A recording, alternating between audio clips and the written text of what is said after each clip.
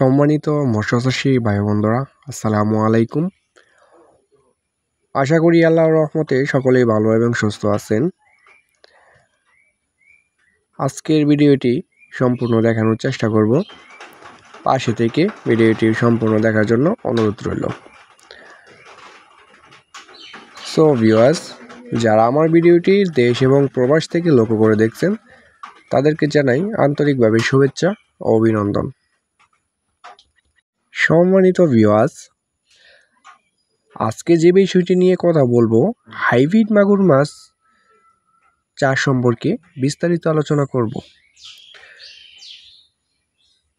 তো ভিউয়ার্স, আমরা অনেকেই জেনে থাকি যে হাইব্রিড এবং আফ্রিকান জাতের মাগুর মাছ চাষ করে অনেকেই লাভবান হয়েছেন এবং হাইব্রিড মাগুর মাছ কিন্তু একটি লাভজনক মাছ। এটি চাষ করতে তেমন একটা খরচ হয় না এবং কঠোর পরিমাণ পরিশ্রমও কিন্তু হয় না।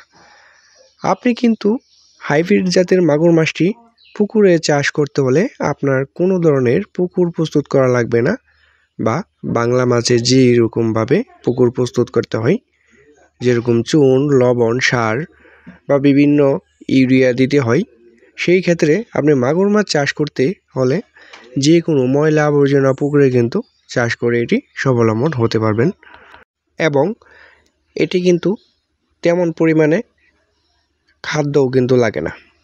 সো ভিউয়ার্স, এই মুহূর্তে যারা আমার স্ক্রিনে মাছগুলা লক্ষ্য করছেন, এটি হচ্ছে 2 থেকে 3 ইঞ্চি সাইজের হাইব্রিড মাগুর মাছের পোনা।